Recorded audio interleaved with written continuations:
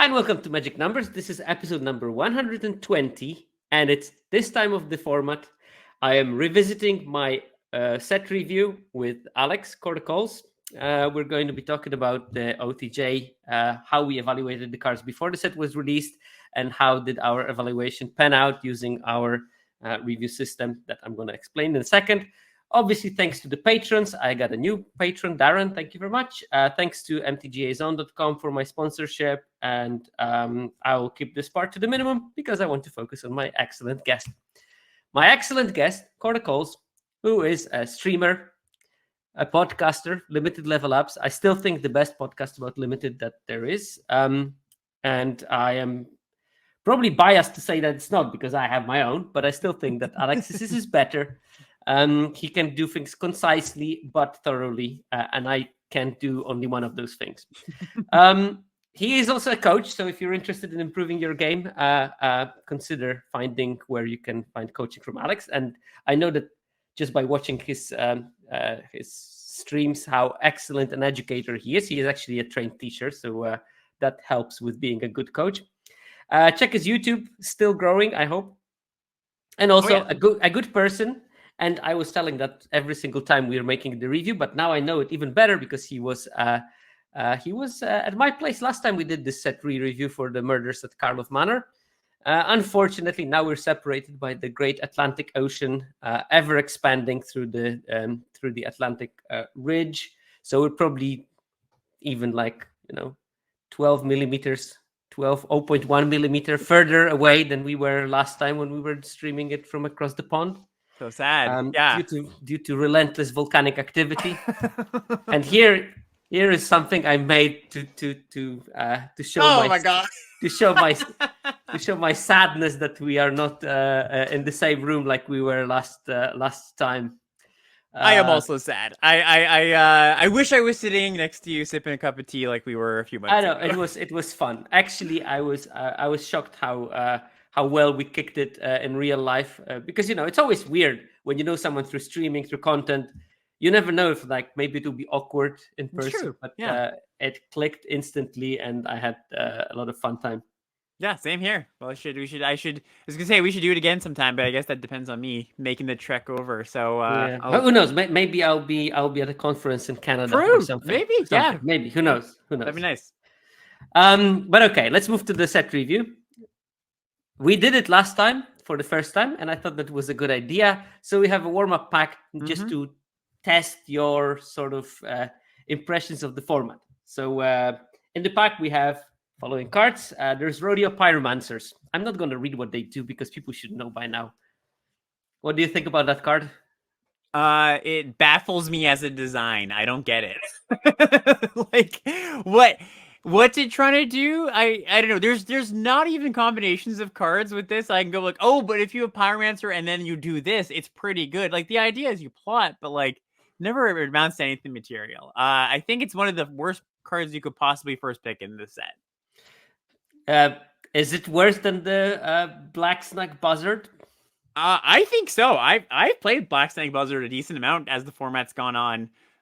Just sometimes you need ways to spend 2 mana, and plotting that for 2 mana is fine. I'm not thrilled about that card in my deck, but I've played it 3-4 times at this point. Okay, but I mean, realistic first picks, we get Jagged Barrens and Conduit Pylons. I think that these cards, in a very bad pack, could be first picked, I guess. Yep, I first picked Pylons, I first picked Deserts.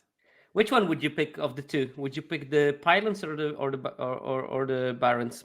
That's close. I would probably take the Pylons. I do like Black Deserts for crime and Desert Stew reasons, but I really, by the end of the format, come around and not even come around. I went in liking Pylons. I liked it even more as the format went on, so I'd probably take Pylons. Yeah, I mean, I think that maybe Gulch or the Black-Blue I would pick over the Pylons. Yeah. But Black-Red, not necessarily. Right, Throw from the Saddle, best common in the set. But is it better to first pick than the Pylons? Yes, I think so. It's definitely less flexible, but I think enough more powerful. This is one that I'm sure is going to come up a little bit later, because I did not have this as one of the better commons, and it turned out to be the best. If are up there anyways. I think I didn't put it in a single slide, luckily. So I think we just squeaked by Oh, giving nice. it. Okay, good. But I have to say that this set had particularly low grades. You wouldn't expect it, but I think that the amount of bombs made everything sort of more homogeneous in terms of win rates, which was Makes a bit sense. weird.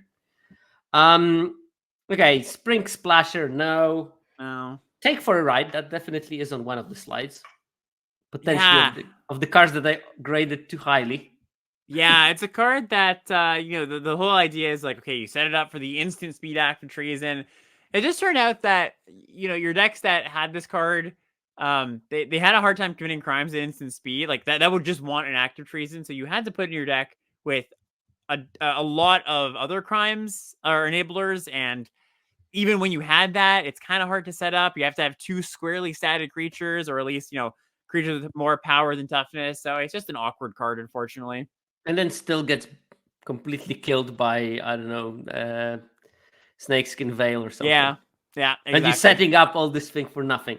Rise of the Peppermint Varmints.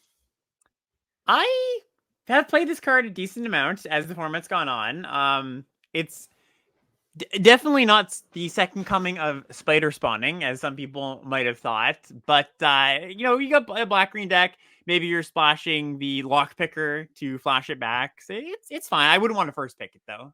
Yeah, I never managed to make it work. I drafted it several times, like speculated on it. I didn't pick it very highly. And I got it in my deck, and then either I was too short on creatures at the end of the draft, or I was too heavy on self-mill to play it comfortably, and I didn't have the Lockpicker. Yeah. So yeah, it was a bit disappointing because I wanted this card to be good, and it just didn't turn okay for me. I can see it, like it was good against me a couple of times. I just never ended up in a deck that I would be happy, because I think that most of my black-green decks were quite spell heavy and they were not super creature heavy, and I don't want to have, I don't want to have fewer than 15 creatures when I play the Varm. Absolutely. Longhorn Sharpshooter. Really good card. Even by the end of the format, I wasn't thrilled about being red. I'm fine being red when I've got the cards for it. And this was one of the cards that I'm relatively happy to take early. Like, let's just say in a high level draft, an arena open draft, where that the colors are going to be relatively balanced, people are going to draft them appropriately. If I see like a third or fourth pick sharpshooter, yeah, I'm probably going to take it. You could splash it if you really wanted to. But yeah, it's good. I blew my second draft in Arena Open this weekend by not going earlier than I did into red. Oh yeah, I couldn't have predicted that red green is going to be like completely reward me in pack 2, because I ended up in the deck with 2 Rock Sands and 2 Cactus. Nice. Cactus guys, but I started with Vadrik, and I think that I should have gone into red with my second pick and then tried to pick a bit more aggressive red cards, and then pivoted into red-green from red-black, and I didn't do that, and I paid the price, and I lost the first game, annoyingly. Well, Hypothesizzle. Yeah, Hypothesizzle, funny, Guilds of Ravnica just flashing back right now, where this set was card is originally from. It's pretty good. I think it's lost a little bit of its luster from back then. Like, it's still 5 mana for a removal spell. You're going up a card, but you're going down a spell when you're casting it. So it's like not quite a 2-for-1 all the time, unless you're just loaded on spells you don't really want to cast. And also hurt a little bit because blue-red was pretty darn bad. Yeah, also imagine having it as a last card in your hand and then just drawing 2 lands. Yeah, just missing off of it. Deep Muck Desperado. Can we agree it was the best Homerid in the set? I think it's hard to say, but I would give it best Homerid. Yeah, I would agree on that. And apart from Homerids, I found this card annoying several times against me. So I think that there were decks that it was pretty good. I'm not gonna. It has also terrible win rate, which makes me think that there were a lot of decks where people tried to cram it without good reason to do so. People love the crab, and I agree with annoying. Definitely, there were some games where I was like, "Oh, I actually have to kill that thing." I had a really funny YouTube comment actually that sticks out to me at once, where like it was on one of my draft videos, and somebody was like, people are always like, how can you pass that card? Like, that's so good. Like, they were like, how can you pass Deek Muck Desperado? No, really, I'm asking seriously. How do you pass that card? Because I can't. I have a problem. I need help. Was it Mike Preventer? He seems to be the person that has problems with those kind of cards. I don't think it was Mike. No, but it does seem something Mike would say. But yeah, we agree it's not the first pick. So far, what would you pick from this pack? Probably I'm on still... Sharpshooter, I think, for now. Yeah, I think at this point in the format, I would take the Sharpshooter. I say this part of the format because... Yeah, early probably I would take the saddle, yeah. Right. Like, people are aware that red isn't good. You get the good red cards a little bit later. But yeah, it's between saddle and Sharpshooter. I don't think either is really wrong here. But also, neither is very exciting, to be fair, Right. as the first pick in this particular set. Badlands Revival. Would you pick it over the Sharpshooter? As a first pick? I don't think so. Me neither. I think that as the format went on, no, it's not even as the format went on kind of thing. It was more just like this is an effect, a good effect that you want. The recursion decks want this effect, but there's also quite a few versions of this, right? It's not that much better than Mourner's Surprise. It's not that much better, and sometimes worse than Back for More. There's, Honest Rutstein, another example. It's just the classic. It's a good card, but you can pick up other versions of this. Yeah. And then last card we have the rare. Only one rare in the pack. Wow. So Poverty. Unlucky. I honestly, I didn't do any selection. I just generated one pack and that was it. Yeah. Pillage the Bog. It's a solid card. Always makes your black-green deck. Would you pick it over Sharpshooter? No, I wouldn't take it over Sharpshooter. I would just slam the Sharpshooter, I think, at this point. It's actually also like, I know that this is not something you should be thinking about, but actually you're picking the Sharpshooter and you're giving people black-green to fight over in the next packs. Now, that sometimes will come kicking you in the butt because of the three people that will be fighting for some sort of black-green deck, one of them might pivot into red middle of the pack too, and then you're completely annihilated. But it's at least something interesting that you're picking a unique lane from this at least pack, and you know it to some extent. Yeah, absolutely. Right. So boring pack, but boring packs are also important for the draft. So before every set is being released, like a couple of days before the pre-release, maybe after the early streamer event that I'm not invited to anymore. Oh no, we gotta fix that. Yeah, that's now there is like they reset it and basically only big streamers are there, and I'm not one of those. But anyway, yeah. Somewhere between the pre-release and the early streamer event, we always fill in. I send Alex an Excel sheet, and we fill in the reviews, and they are locked. We don't release them, but they are there. And then after some time, I take the data and I try to evaluate our grades in the light of the game in hand win rate. Because my tier system is based on previous sets game in hand win rate. So how do I do the grading? Obviously, different sets have different win rates as a generic win rate. So like, for instance, this one has around 54%. So that's pretty low for the 17 lens users. Some of them have 56.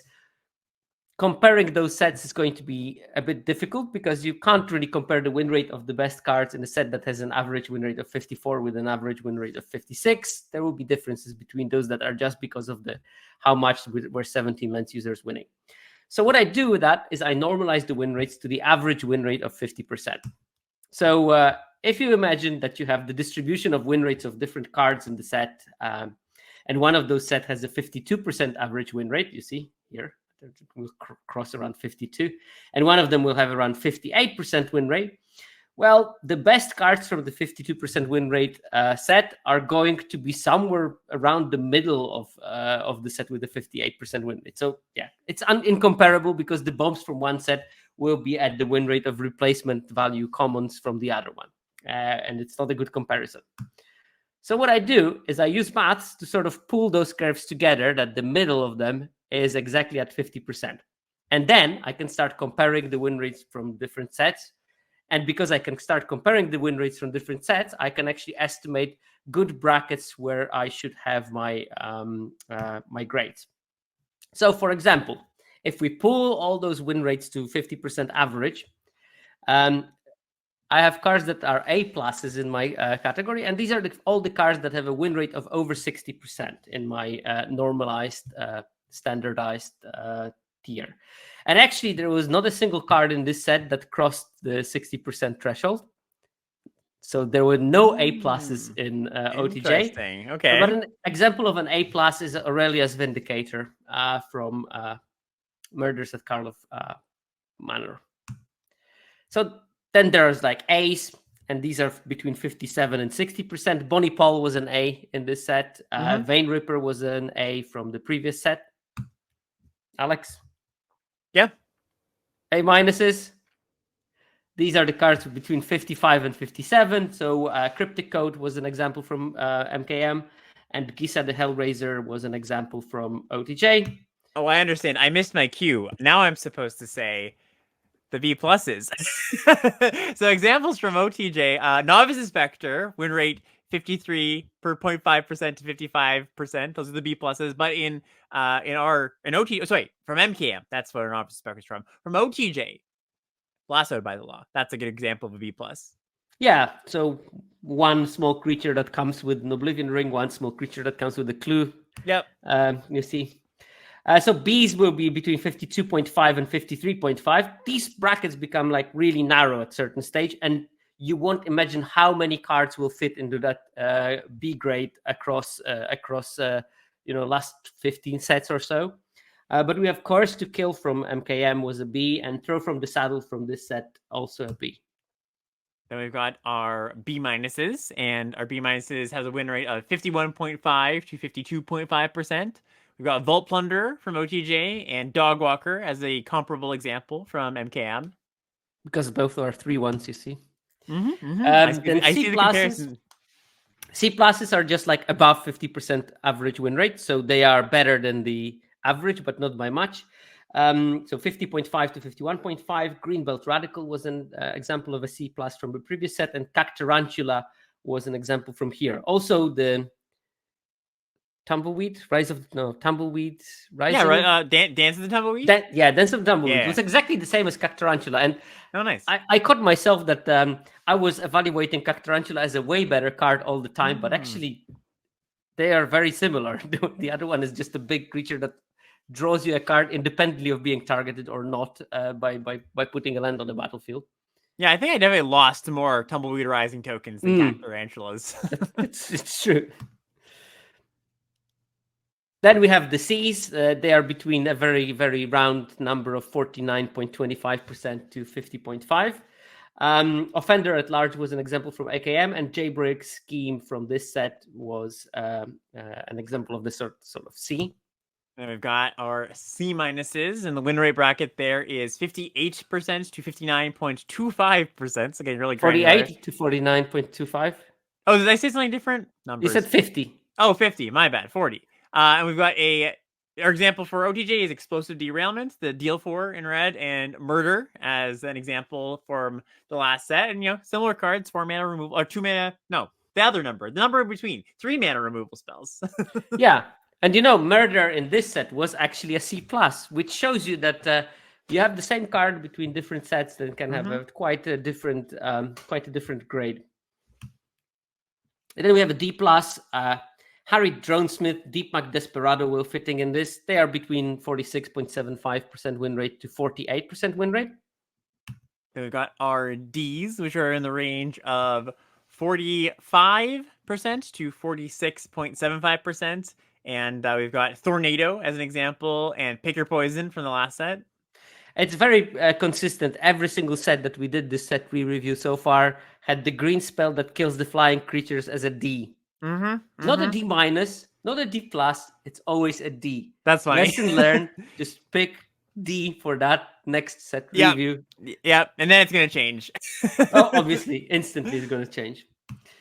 D minuses are between 42 and 45. Case of the Pilfered Proof and Brimstone Roundup are a good example of weird build around enchantments that didn't quite work. And then, bottom of the barrel here, got our Fs, right? So we got lower than 42 win rate. So this is Key to the Vault. Has that weird equipment. I'm sure many people can't even read off what it does. And Leyland of the Guild Pact from MKM as a comparison. Key to the Vault, in one of my open runs, I opened 3 of them in my pool. I felt I felt great about that. Okay, so now why did I pick those weird brackets? It's because when you look at all the cards that since Midnight Hunt, I think I have currently something like 3,600 cards in the database, which is, it's a good chunk of cards. They are pretty neatly distributed if you take those brackets. And I made the brackets, maybe 6 sets ago. So the shape of the curve changed ever so slightly, but it still is that you have very few A pluses, a bit more A's, a bit more A minuses, a bit more B pluses and B's, and it increases in numbers. Like you get like 5% B's pluses and B's, and you get 7.5% B minuses, 10% C pluses, and it goes up to like 16% of the C minuses, and then it starts dropping off again. So you got like 13% of D pluses, 13% Ds, and then 8% D minuses and 4% Fs. So those brackets were sort of designed to represent something like a skewed bell curve, which means not a bell curve really, but some kind of a distribution of data with slightly longer tail onto the higher grade. So I want to have fewer cards that have that are A pluses, and I want most cards to be in this C to D range, kind of, because that's where I would expect most cards to be, honestly. So this is for all the sets since mid, and it includes the data from OTJ. And this is how OTJ looks like.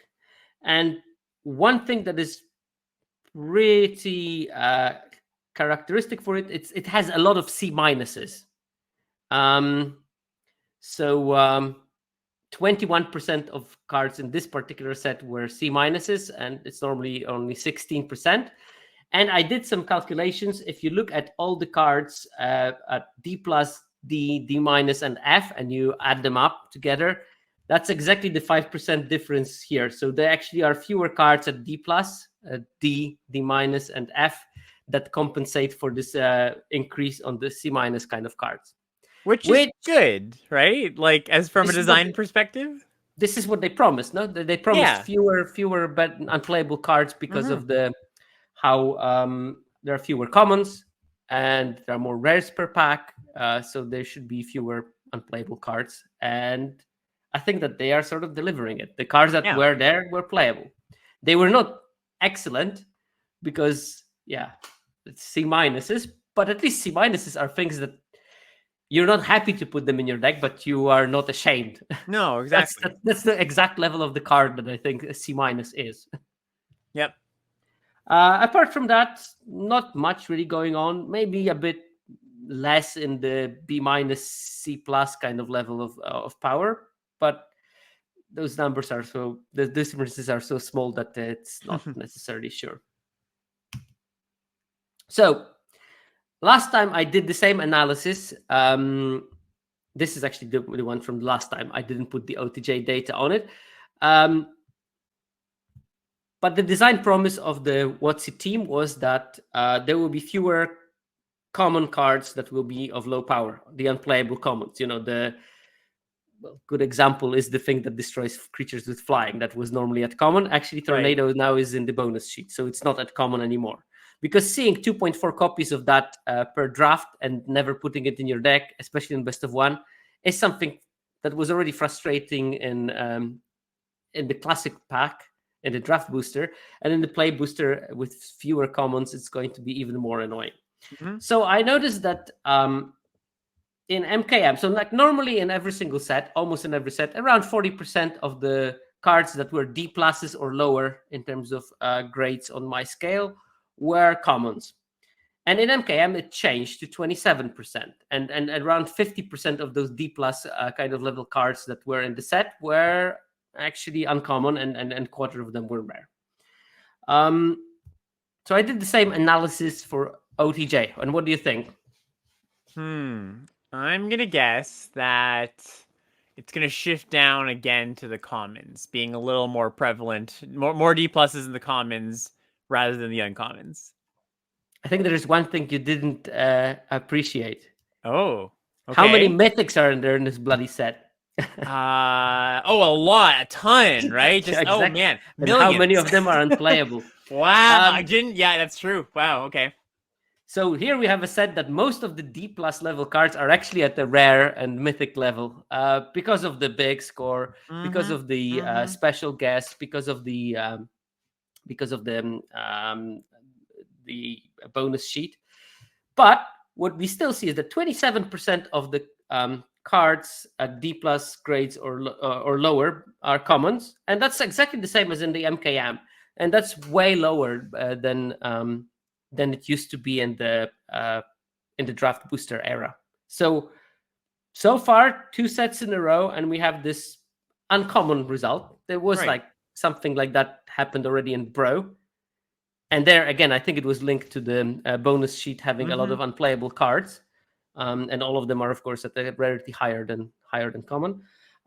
Here we have the double whammy of that, but I think that there is still some effect of the fact that that the commons are actually more playable, and there's fewer of those commons that are completely at the D minus F level.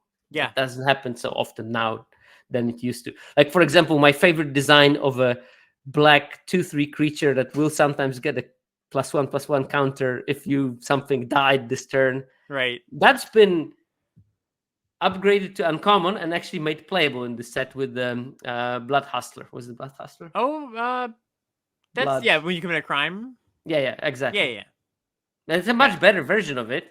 Yeah, it can grow faster if you are in the right situation late game, and it has a self-contained engine to make it happen, which is great.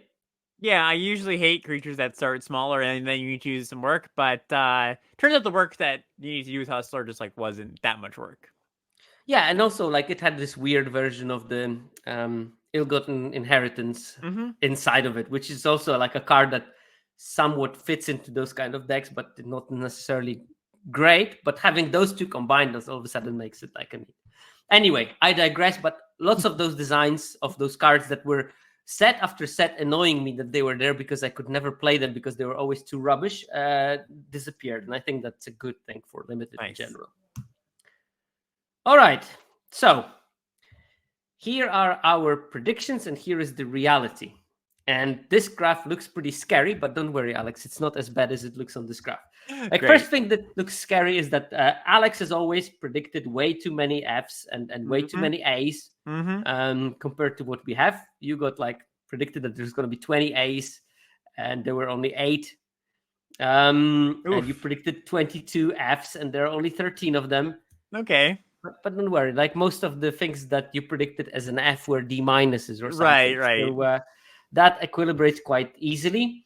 I put like almost 80 C pluses and there were only 40 of them. And then I put only 30 C minuses and there were 76 of them. Wow. So there's like a big flip. But here again, we didn't miss by that much because most of the things that we said were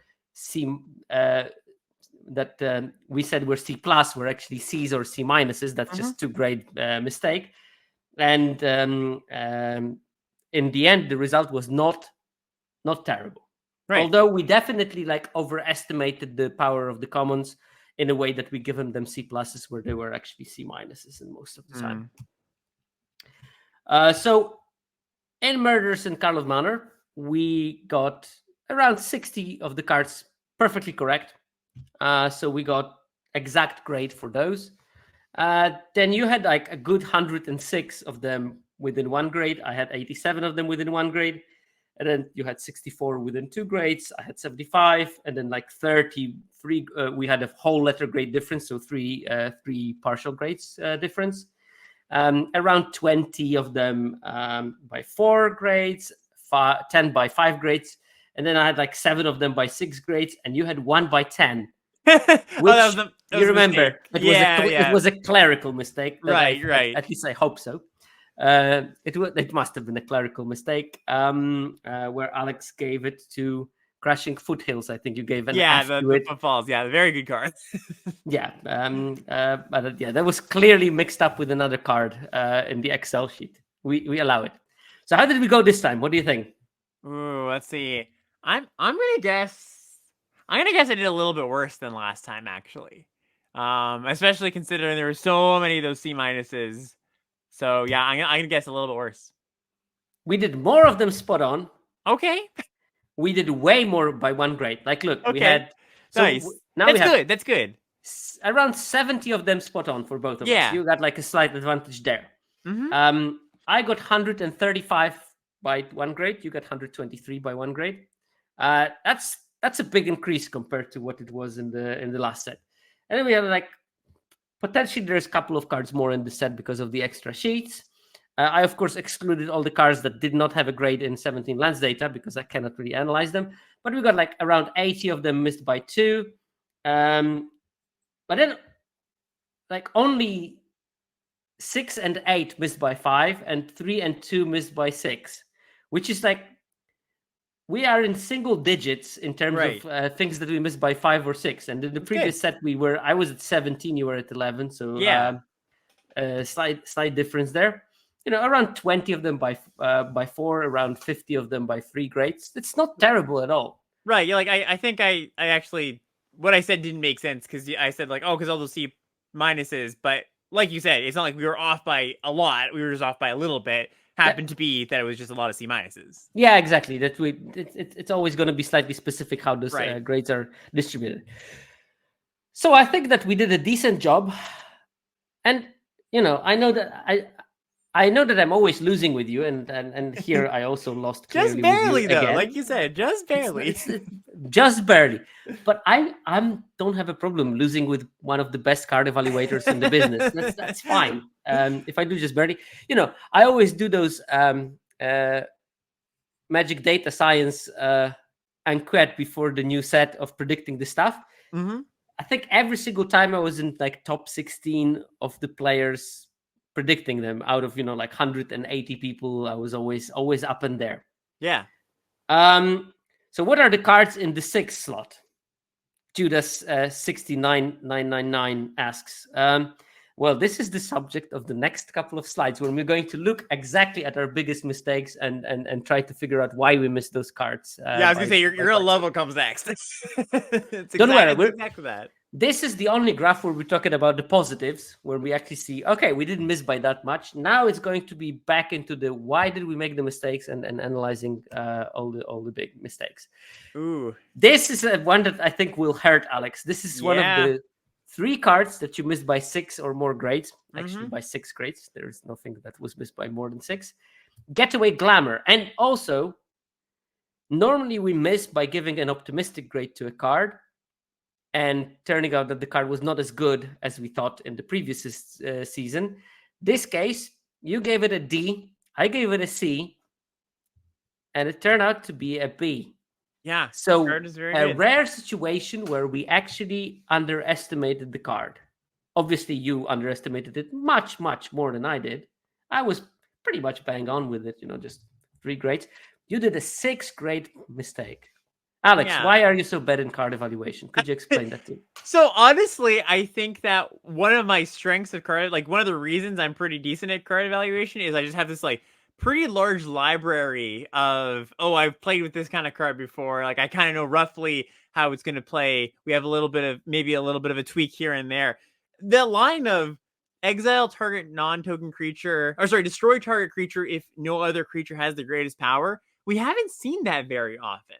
I can't recall a card that was like that actually. So that's I probably underestimated how relevant that was going to be, how often that just killed what you wanted to kill. And also I think I probably underestimated the blinking part of it too, when you just get the 6-2 for 1 off of it. Yeah, I did.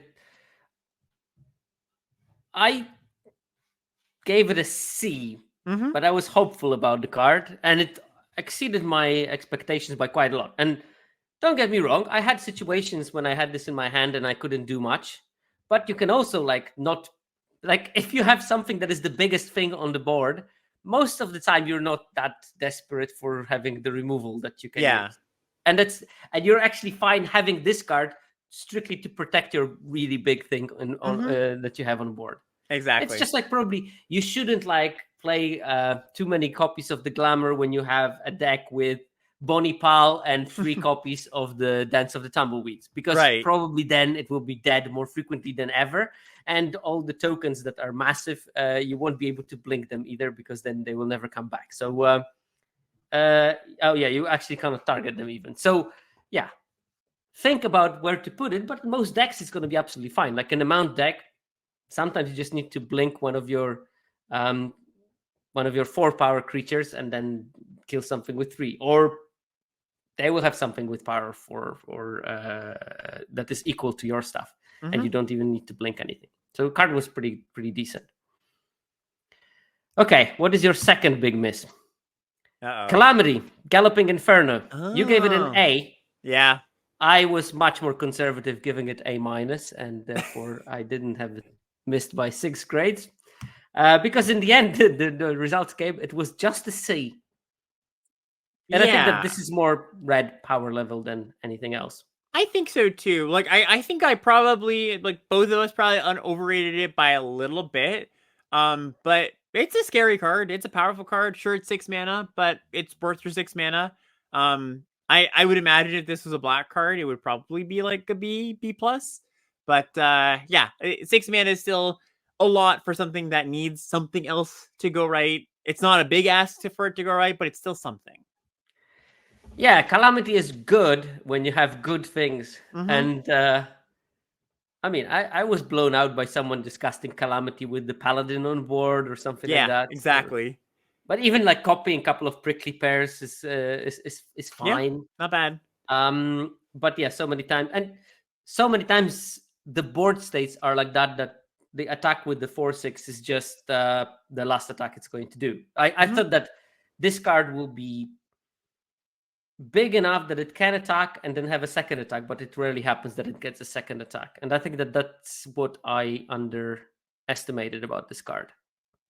Yeah, and I also think, like, it's pretty easy to remember the times your opponent does have that Paladin or just that giant thing they get you with. And then sometimes it's like, all right, they don't have that great of a board, and it's mostly just a 4/6 haste. Yeah, I also played against it, and some of the cards have like those awkward attack triggers that don't get triggered when you copy them with Calamity. I think that the Summoner, the 3/3 that makes a 3/1, that doesn't work with Calamity. I had my opponent play it, and they copied the Summoner.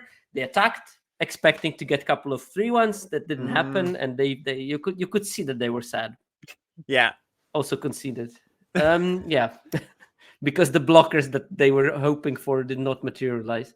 It's like lots of small awkwardness that it can't be legendary. There's just so many good legends in the set. Well, it was a C in the end, so what can we do? Yeah, fine card. Okay, next card that you again completely overrated compared to me. You gave it a B+. I just gave it a B because I knew that it's not going to be that great. Massive difference in our evaluation here. Turns out to be a D+. D+. It's Tai Joaquin Perfect Shot, the white-red human mercenary 2/3 that ramps your burn spells, I guess. Again, another victim of, I assume, red not being great or not being played well or drafted well. Yeah, a little bit of that, certainly. I think that one of the things that the removal spells in this set are, like, the red ones, they're pretty large. Like, they deal 4, Trick Shot deals 6, Thunder Salvo deals 2, but there's not like a shock that this would combo well with, where you can easily be like, shock your 3 toughness creature, scale it up, draw the card. So you very rarely actually wanted to scale up your burn spell, and you almost, I never saw anybody draw a card off this card. I think the best thing to do with it was, like, play a desert, ping them, turn it into a fireball. That was cool. But yeah, that's probably the best thing that you can do with the card. And in the end, D+ is, I'm actually shocked because, that's a 2/3 for 2 mana. I mean, how bad can it get? It is hard to cast, But I think Boros is not a bad color combination. I think that there is a bit of blame that we can assign onto the 17 lands users for not playing Boros well enough and ruining the win rates of cards by playing them suboptimally. And that's part of the stuff that I was talking about last week, trying to figure out which cards people should put more frequently in Boros decks to win more. Because I think that Boros is actually a decent archetype. It's not like a top archetype, but it's in the top half of the format, and it didn't have the data. The data did not support it being in the top half of the format. Yeah, you shouldn't avoid it if red and white happen to be open. Yeah, that's true. Okay, so that was all your big misses. Let's go to my big misses. Nice. Karavik the Punisher. You gave it a C+. I gave it a B. Yep. Turned out to be an adjusted grade D, which is bad. Not good, yeah. I had really good results with the card, so I don't know what went wrong with the data there, because whenever I played it, it was fine. I could always get some value out of it, and you could change some nice things, and you had to be in a very heavily black deck. Mm-hmm. And if I was not, I didn't put it in my deck. That's, I think, the secret to Karavik. Yeah, don't put cards in your deck if they're not going to be good in your deck. I think that's pretty good advice, I think. So, one of the things I remember grading this card, and something that I've just learned to be true, is that double pipped on cheap cards, like this is 1 black, it is worse than you think it's going to be. It always is harder to cast. You can't cast your 3-on-3 some of the time. Especially with Karavik, what you often want to do is like play it and then cast a removal spell right away, or something that triggers a crime, and you don't always have like triple black or quad black. Sometimes you need it, so it could just be a bit awkward. But yeah, you do really get to go off sometimes within the late game. Right, Alex, you talk about my next miss, and I open the door to my dog who's scratching. Yeah, sure. So we gave Desert an F. I gave it a D+. So this is the... I'll read this one out because it's a card that does not get... You don't see it often. It's a special guest. It's the colorless land. It's a desert. And you can tap it to deal a damage to target attacking creature. Activate this only at the end of combat step. Yeah, it's like making it so that all your opponent's 1 toughness creatures basically can't attack, and finishing off bigger creatures in combat. I actually think it ended up being a little bit better than this. If I, to guess, I guess I know it's off by 6 grades, so it's somewhere in the C range at least. Yeah, it's in this. It's a C+. Yeah, it was pretty effective. Yeah, and I think that the opportunity cost was pretty low to having a desert. Actually, it might have been beneficial to you in some ways, because you could tutor for it, and it was like this annoying ping effect in the late game for your crime decks that committed crime at instant speed. So yeah, I assume you said exactly those things while I was opening the door. Oh yeah, exactly. Actually, you complimented me pretty well. I didn't say too much of that. Okay, cool. I was definitely blindsided by it, but also it's not a miss that I'm crying over, because I never even saw the card either on the battlefield or in the draft.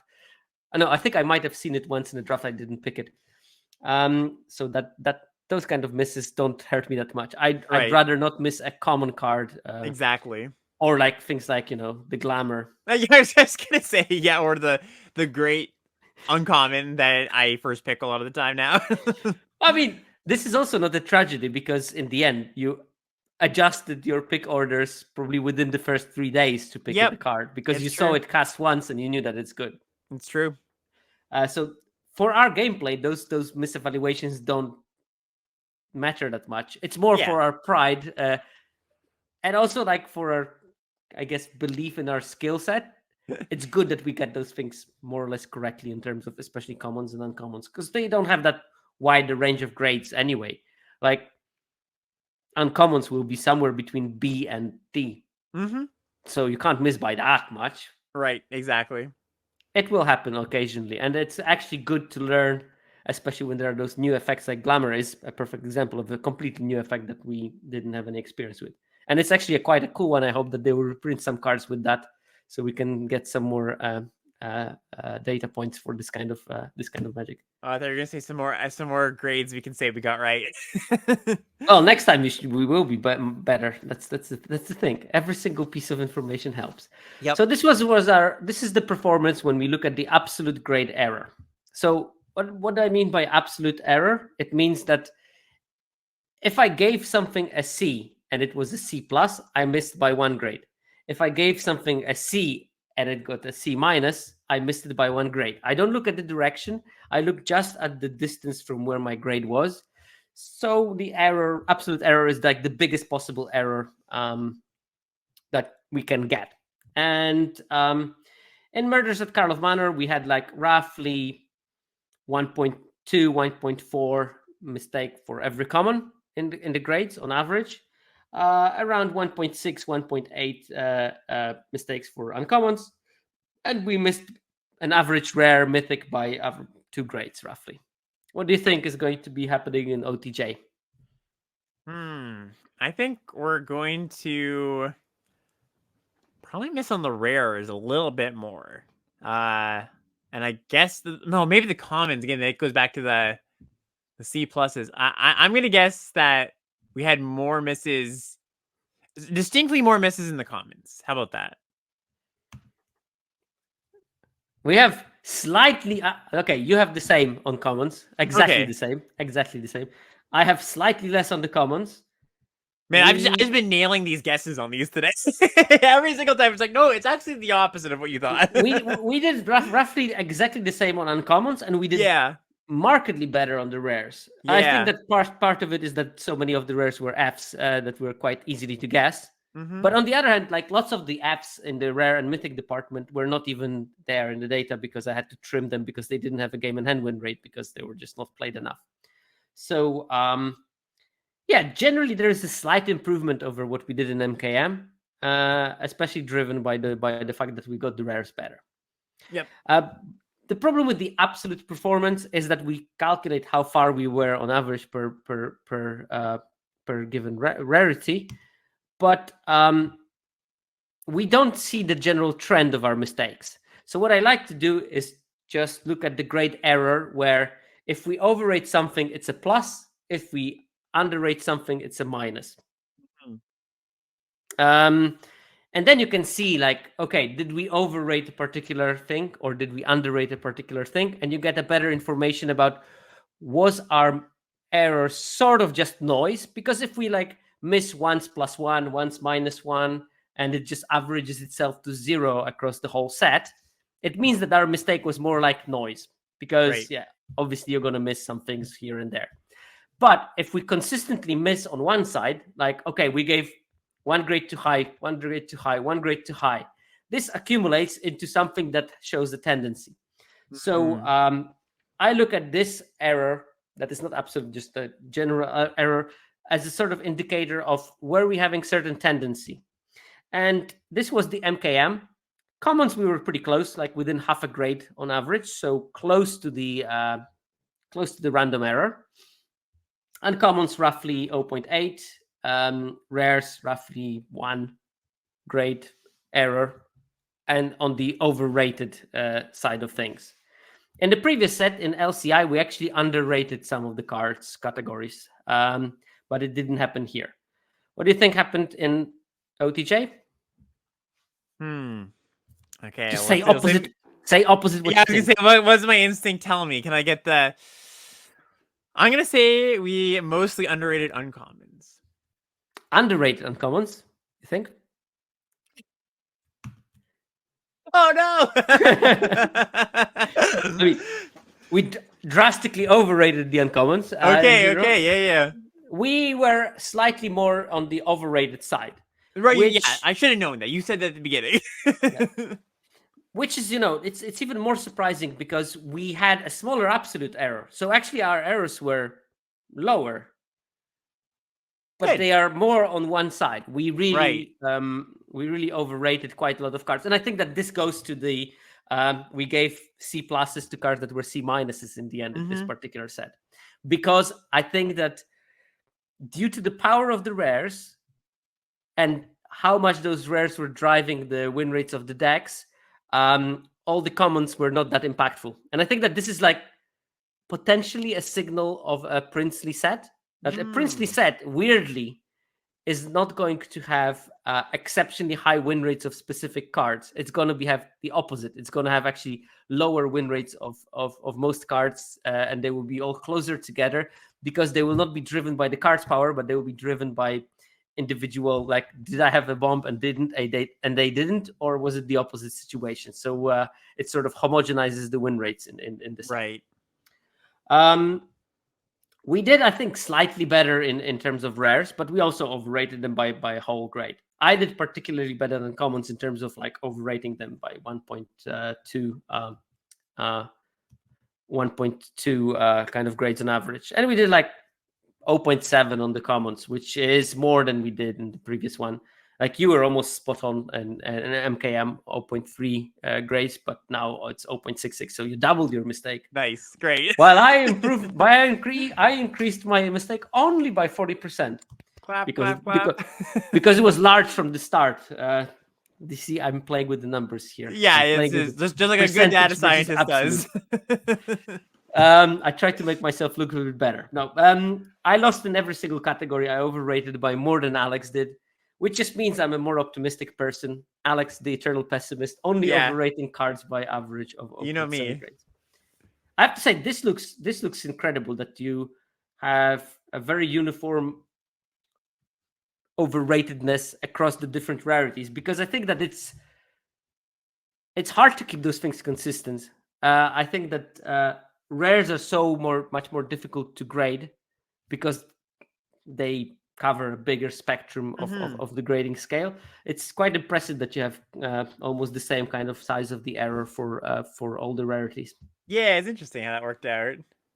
But okay, I think that the common and common rare is interesting, but the most telling part of how we approach this format and where our thoughts were gone is looking at colors. Because looking at how we systematically overrate particular colors is going to tell you exactly where our heads were at the beginning of the format and what will be changed very quickly. So this is the data from Murder's Carl of Manor. We both underestimated green. Not by much, but we underestimated how powerful green was in MKM. And we overrated blue, black, and red, and to some extent also white. Mm-hmm. But blue, black, and red, we did like by a grade on average on every single card from those colors. And then we overrated multicolor cards by like roughly 1 grade as well. So what do you think is happening in this particular set? Well, I think I got green pretty right this time around. I think I remember being like, "Yep, green seems great," and that turned out to be the case. I don't know if I felt that way about black, so I might have underrated black. I'm gonna guess underrated black, overrated red. So green we got pretty much spot on. Yeah. White we got pretty much spot on. Black you got pretty much spot on. I was a bit more off, but not excessive or anything. We definitely and again, I'm specifically the culprit, overrated blue and red, both of those colors by quite a lot. Red especially, like both of us.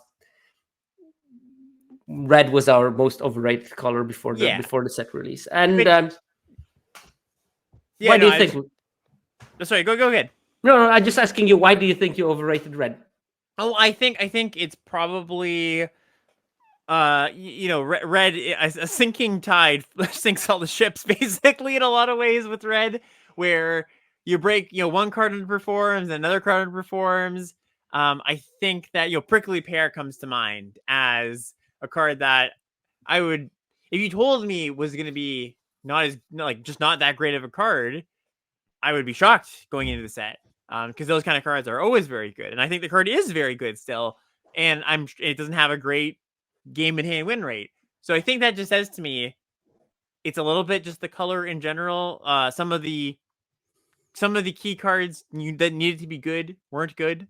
So I actually, not to deflect blame here, but I actually don't think it's like overrating too many cards. I'm sure there was a few. I think it's just like the color itself, kind of collapsed on itself. Yeah, I think it was sort of like a bit too optimistic on every single aspect of the color. Right. Knowing the data, I think that particularly both of us were way too high on the mercenary synergies. Mm-hmm. And I think that didn't pan out to be something that was good. Yeah. maybe to some extent on the double spelling Izzet deck. I think that I was way too high on it compared to where it landed. And I'm not saying that I never thought it was like best archetype, but I thought it was like a mid of the pack kind of archetype. And it turns out, Yeah. in terms of data, it was the worst one. Yep. I think still, to some extent, because of the bad deck building and maybe not figuring out the right plan for the deck, but obviously it was never going to be like the most powerful thing in the format. Yep. And yeah, multicolors we did also miss by more than last time on the overrating kind of part of the spectrum. Okay, so apart from the other misses that we did, I'm going to look at some cards that both of us missed in both directions. So now Nice. these are direction specific.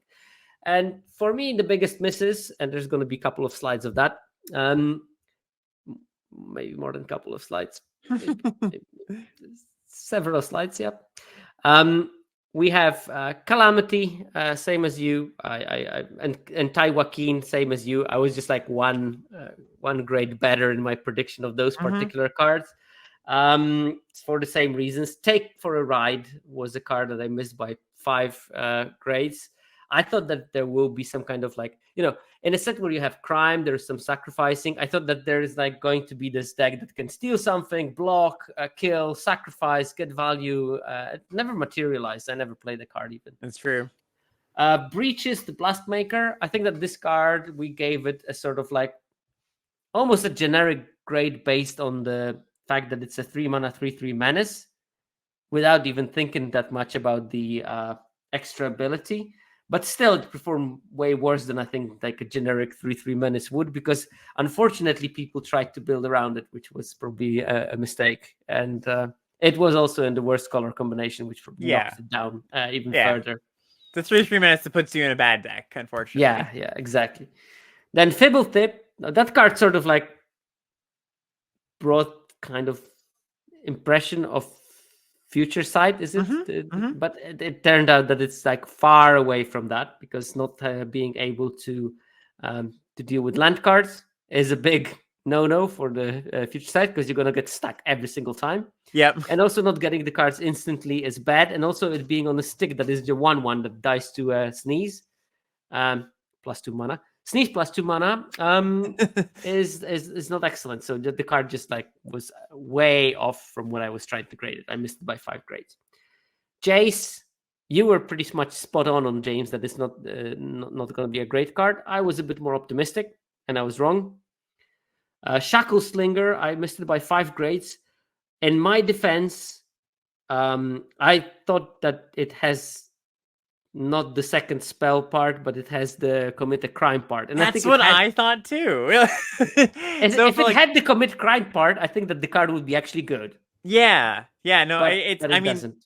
Because like during reviewing, during reviewing, I definitely read it as second spell, but every time I played it, or in the early weeks of the format, every time I looked at it in the pack, I'm like, oh, it's a second spell thing, not a crime thing. Yeah, so unfortunately, that was just a kind of misevaluation based of not reading the cards, which is not a great excuse, but it's a different type of mistake than just misevaluating it strictly. Riku of Many Paths, I gave it a bit too high a grade. Cards like that, I frequently will give a higher grade, because I think that if someone bothers putting that card in their deck and going 3 colors, they have a plan. And that's why maybe the win rate is going to be slightly higher, because if they have a plan, they are drafting on the plan. Yeah. Turns out that's not always the case, not in case of every card. Riku didn't deliver, although I'm pretty sure that you can draft a sweet deck that will have it in it. Brings us to another card that we had probably the most interesting spread, which was Loot, the big score. Yeah. We had a 7 grade spread between our markings. Whoa. But you underrated it by 4 grades, and I overrated it by 3. That's really funny. So it was somewhere exactly in the middle between both of our grades, which I did find funny, because you gave it an F, I gave it like a B, and it turns out to be like a C- or something. Nice, that's great. Please don't fire Hammer. It's gonna be on YouTube. I'll try to upload it tomorrow or day after tomorrow. Oh, okay. These are the end of my biggest misses. Only those? I'm sure that there were more. Yeah, okay. These are the different direction. Okay, these are your biggest misses. And I see a certain theme here. So we have Avon Interrupter. Card's good. But It's a good card, but it I'm has curious, very is it bad overrated? data. It has very bad stats. It has very bad stat. Really? Not like very bad, but it has like C minus or B Interesting. plus. I like haven't looked at the data for this card in probably a few weeks. I'm surprised. I still have the card is pretty good. I might be the double pip thing that I was mentioning. I think that it might be a certain problem that heavy white decks are slightly lower performing than decks that use white as a support color. I can see that. Double Down. I wanted that card to be great, but unfortunately, the problem with it is that having one of them in your deck is usually not enough. Yeah, because to get a density of all these things, you like all of the outlaws, like you wanted 9, 10, 11 to make Double Down work. That often meant you had to play some not amazing ones. That outlaws weren't just a lot of the best cards weren't outlaws. A lot of them were just like I think when RD was designing, they thought, oh, if you give a card outlaw as a creature type, that buffs it, to a certain degree, which is true, but not to the degree where you're willing to put the bad ones in your deck to make Double Down work. I think Necro Duality was a much better version of it because zombies were more. They're just good consistently in 2 colors, and then you could draft a deck around it, and it was actually sweet. And then they had those effects for sacrificing creatures, which making a second copy was useful for because you can sacrifice the second copy. But anyway, I think it's a failed attempt of replicating Necro Duality. I'm sure that some Commander people are going to be very excited playing it. I had it in my deck, but yeah, the problem is that if I draw it, I won those games, and then when I didn't draw it, I was running into problems of having mediocre creatures. Okay, Marquesa, Dealer of Death. Yeah, this one I think it's the combo of 3 colors plus crimes are from 17 lands users. I think it's the crime decks are the ones that I imagine the average player has trouble drafting compared to the rest of the decks in the format. It also has problems in itself in that you have to play it. You ideally want to pair it with a crime the same turn to get value out of it, but then you need the mana to play Marchesa and the crime and pay the 1 mana. So yeah, I can see how it was definitely overrated. And then Outlaw Stitcher, you also overrated it by 5 grades. I had some issues against that card. I don't think I ever played it.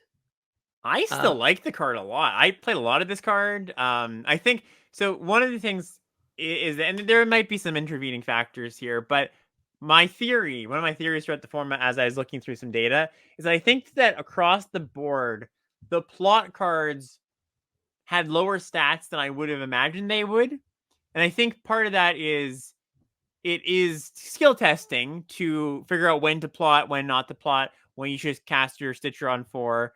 Like, for example, I did a lot of coaching sessions where the instinct of the person was to want to plot it to get a giant zombie. And it's like, no, we should just cast it on turn 4 here.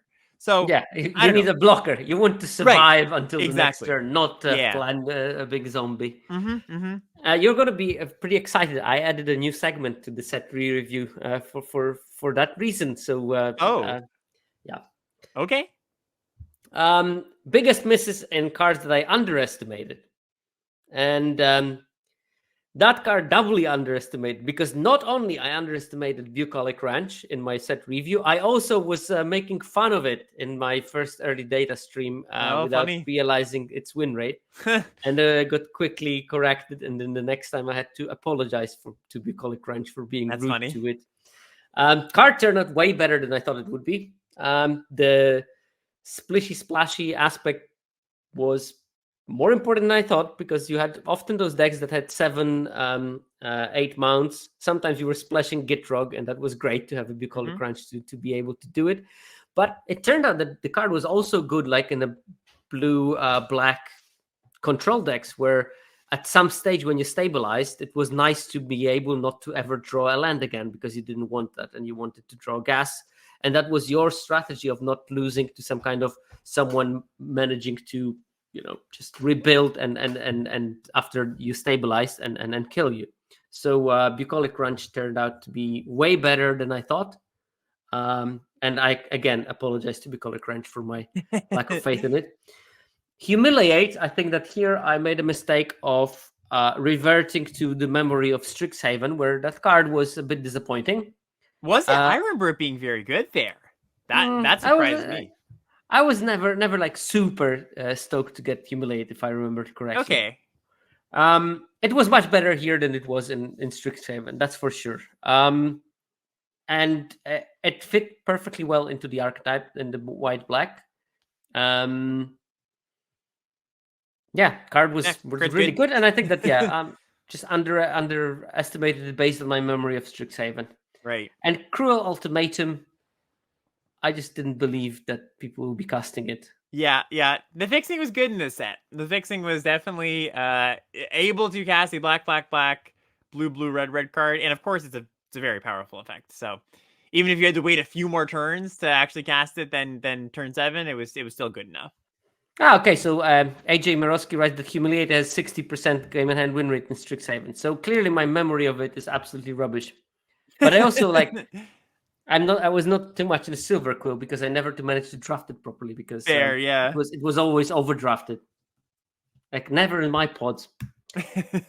So your biggest misses, Archive Trap, that was a miss by 5 grades. You underestimated. Totally. Yeah, I guess that you didn't see the combo with the lockpicker at that stage. Absolutely. Yep, that was it. I think if I'd been if that was pointed out to me, I'd be like, okay, no, that's legit. But no, missed that. Rush of Dread. That's the weird sweeper that can take away half of the creatures, half of life, and half of the cards. Rounded up, and I think that the rounded up part is just such a big difference in this card. Yes. Because so often I casted with 3 creatures on board, 3 cards in hand, and they are left with 1 creature, 1 card. Yep, and this is a failing of my card evaluation where I like to reference cards that are like this in the past, where the old ones had kind of said, a lot of them said rounded down, and it's a card that just changing that makes it a lot better than what I had thought of those other cards.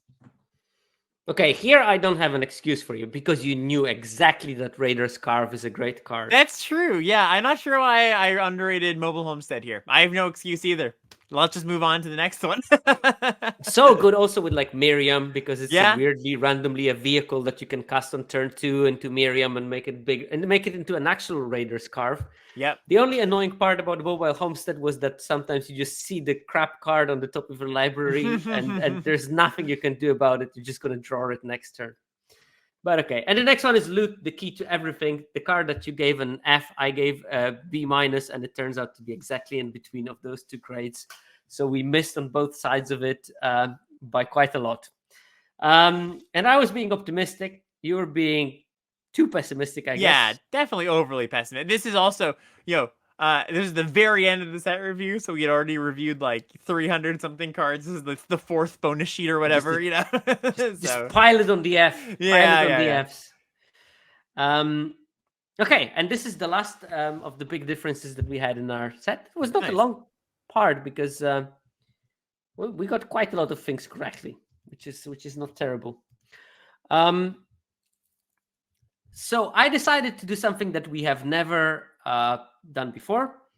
And I thought, okay, are our set reviews useful for comparing different player categories? And you know that 17 Lands has different tiers of players. There's a top tier that people that win around 60% of the games, and there's the bottom tier. And the good thing about my normalizing of the data means that I can actually also compare the win rates between those different tiers. Because, of course, it's hard to compare the win rate of someone that wins 50% of the games and someone that wins 60% of the games.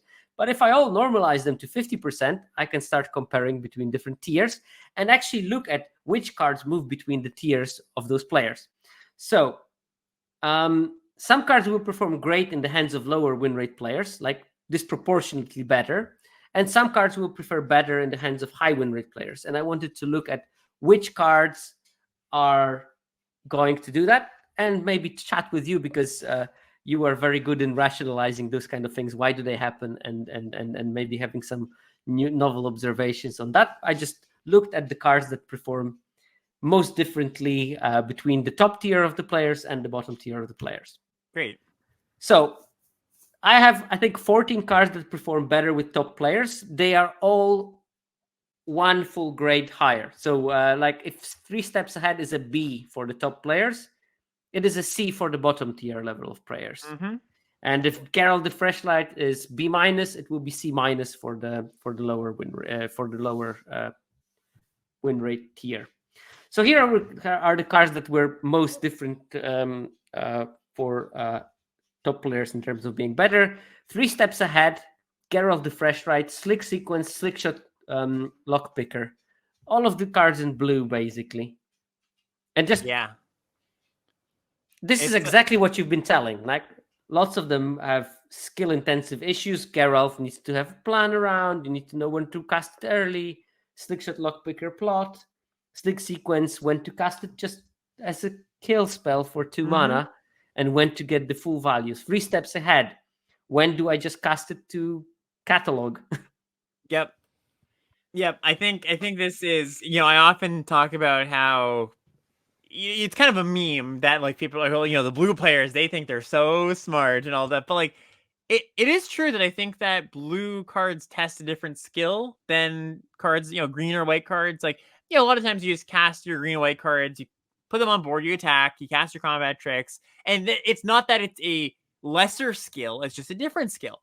And the blue cards, they are a bit different. They require some long-term planning rather than understanding, exactly on this turn, how much tempo should I give up for this much damage. It's like I said, it's a different skill. And it's one that I think that a lot of newer players or lesser experienced players haven't flexed as much because sets have not rewarded that skill as much in the past 5 years.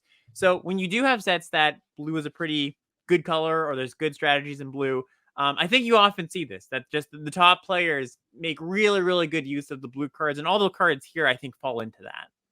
Yeah, it is something with the, aggressive strategies are more reliant on what you are doing, and defensive strategies are more reliant on what the opponent is going to do.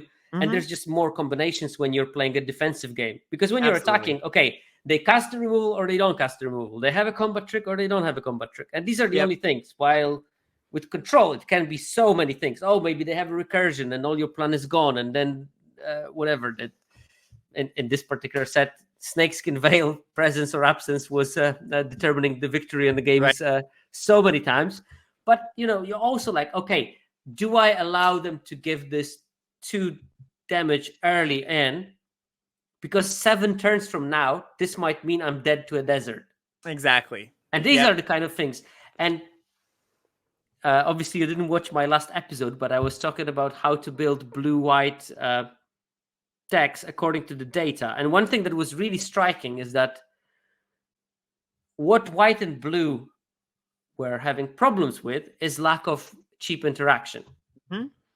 And the solution to that was that splashing desert dews and explosive derailments from red or black respectively was a good strategy for blue-white decks, because this was the thing that allowed them to survive till turn 8, 9, 10 in good enough shape that they could win the game.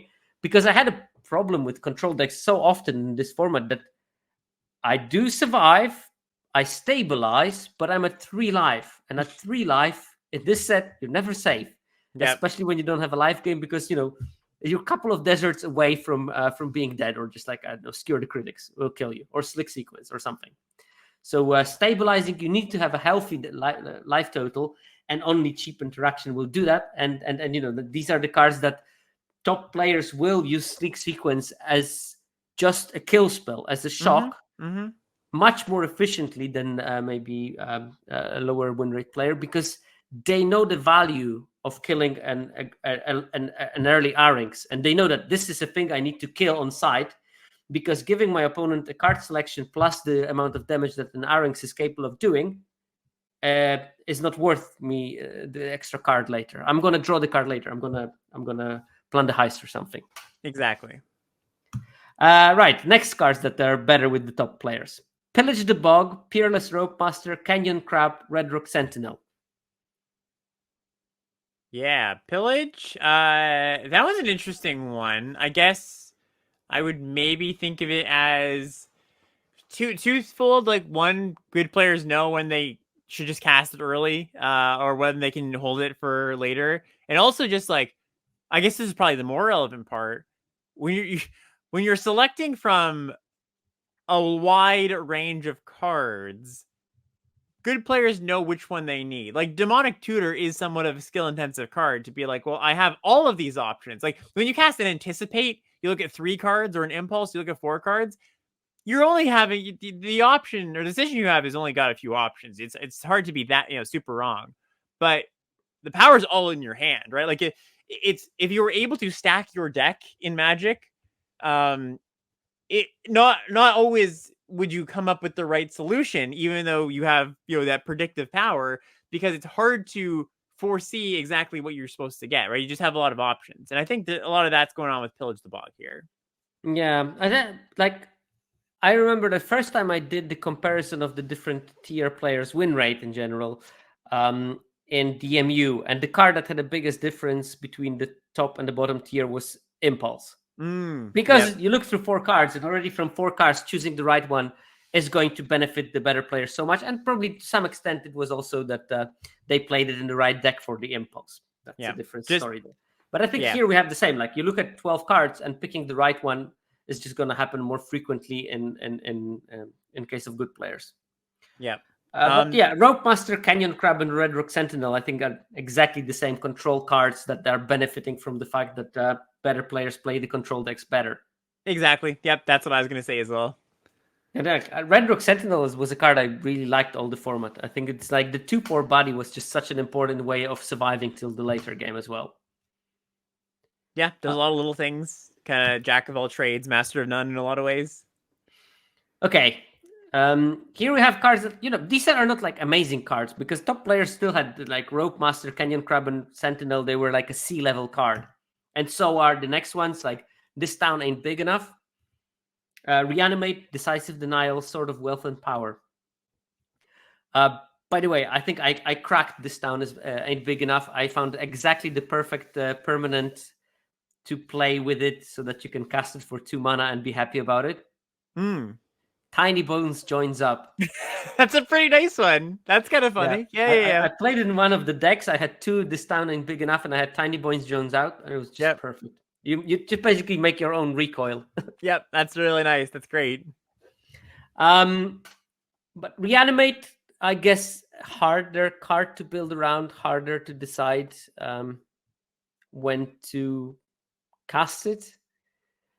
It's easy to die by casting it as well. It's easy to underestimate how much life how much pain you're actually taking when you reanimate something, right? Like, actually, a lot of times I'd end up in situations where in the draft where I'd see a reanimate and my chat would be like, "Oh, you can reanimate." You're like, you have the armadillo combo of like reanimating armadillo early, and it's like, yeah, it's like pretty good, but taking 7 is a lot, so it's not just I win the game when I reanimate my armadillo. Well, with armadillo you take 3. Yeah, well, you take 3. That is true.